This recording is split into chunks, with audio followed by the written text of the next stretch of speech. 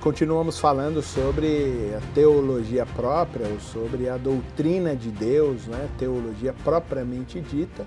E agora a gente vai falar sobre algumas maneiras de como a gente vê Deus e de como a gente descreve todas as coisas de Deus.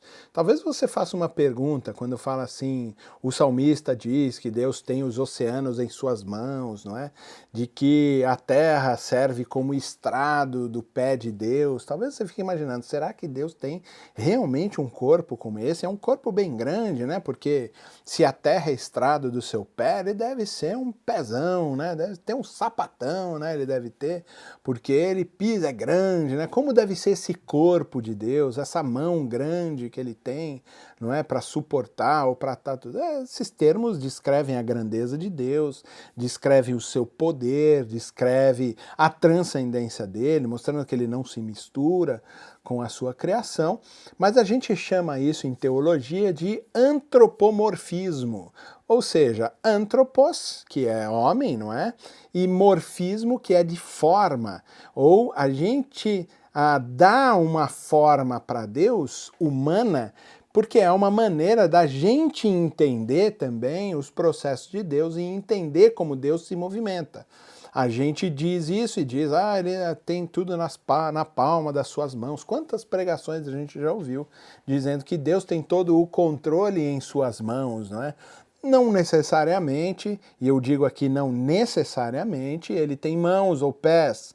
Pode ser que sim, não é? Pode ser que ele se revele a nós assim, dessa maneira, assim como ele revelou-nos a sua pessoa na pessoa de Jesus, não é? Tem forma, tinha braços, pernas, joelhos, não é? Cabelo, mas não necessariamente ele tenha isso também. Essa é uma maneira de dizer, não é, que ele, como ele é, de uma maneira que a gente entenda, que seja inteligível, que seja perceptível para nós, que a gente tenha uma noção da ação de Deus e da vida de Deus em nós.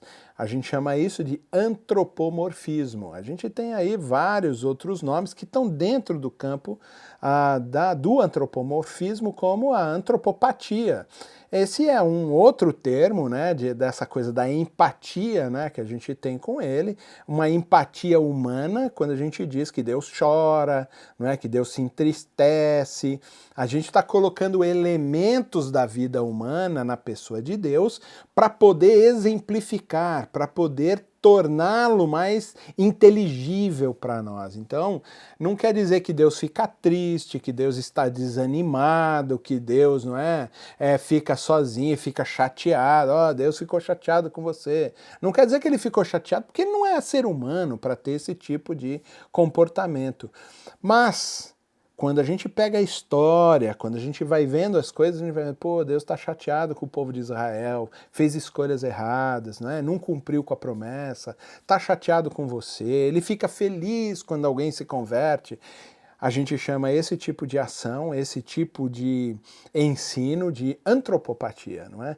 É uma área do antropomorfismo que a gente dá uma forma, uma ideia, a gente trabalha com a empatia humana na pessoa de Deus para que ele fique mais próximo da gente, que a gente entenda ele um pouco melhor.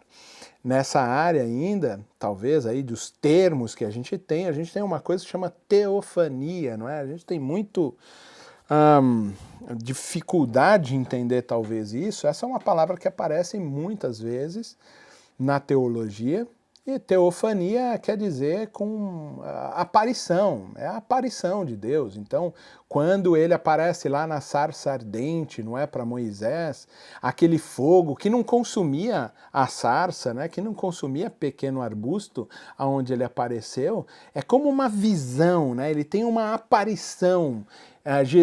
Deus se mostra ali para Moisés, Deus fala com Moisés, é um evento que acontece ali. A gente chama isso de teofania. Quantas teofanias apareceram no texto bíblico? Quantas vezes apareceu Deus para as pessoas, né?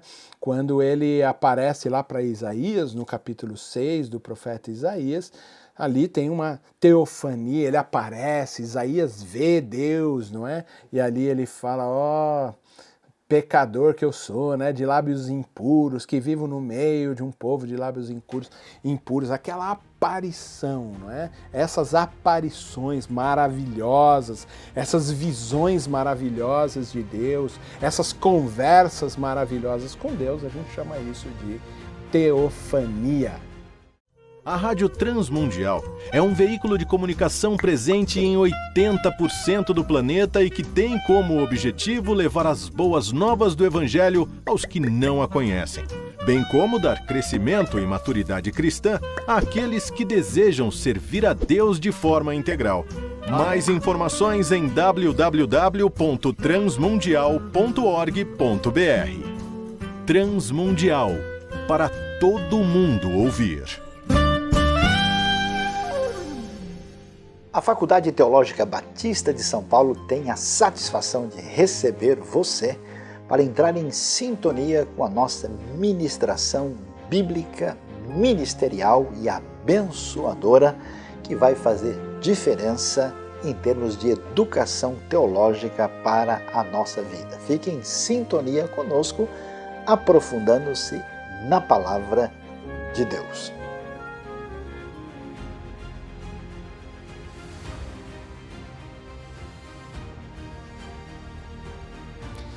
Depois dessas palavras que a gente conversou, a gente também vai falar sobre oração, um assunto talvez assim pouco trabalhado na teologia, mas a oração é muito importante no sentido de revelar quem somos nós e quem é Deus no processo todo.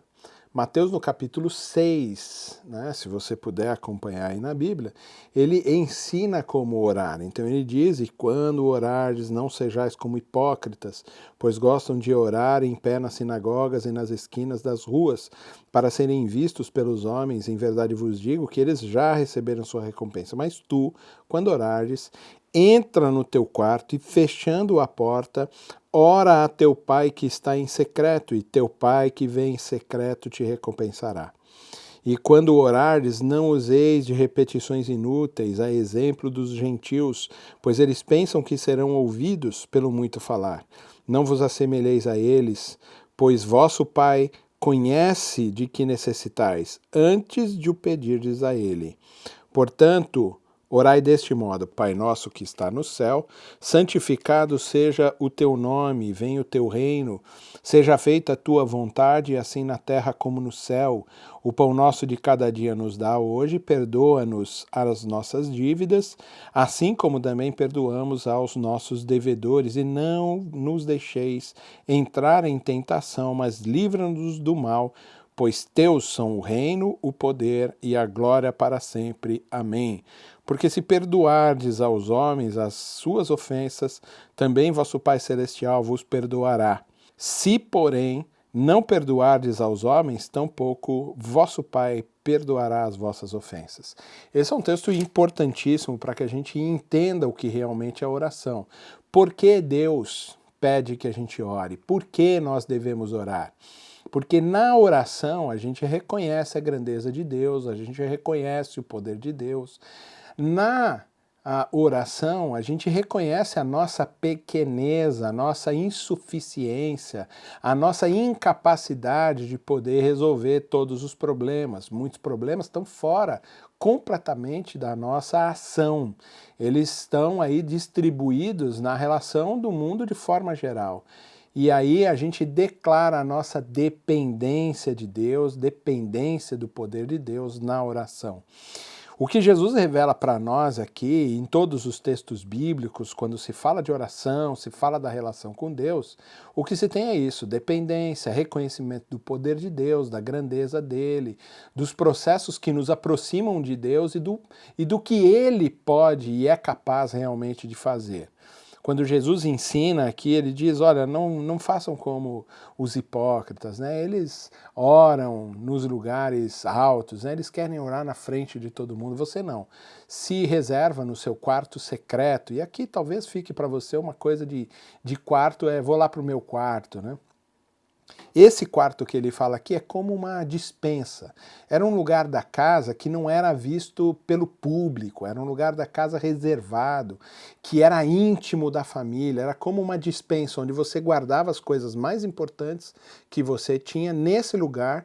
Quando as pessoas visitavam a sua casa, elas não viam esse lugar, porque é onde estava depositadas as coisas mais importantes da sua vida. O que Jesus está dizendo é, esse lugar aí secreto, esse lugar que ninguém vê, esse lugar onde, não é, você chora, esse lugar onde você abre o seu coração, onde você derrete a sua alma na direção do Pai, é nesse lugar aí que ele diz, vai lá e fala para ele tudo que está dentro do seu coração.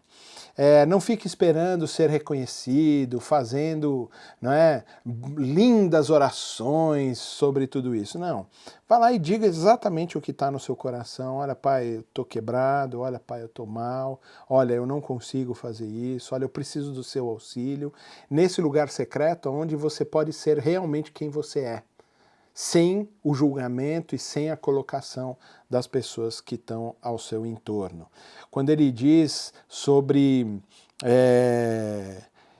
não façam como os gentios, tendo repetição, é essa coisa de, ó Deus maravilhoso, Pai eterno, Deus de piedade, né?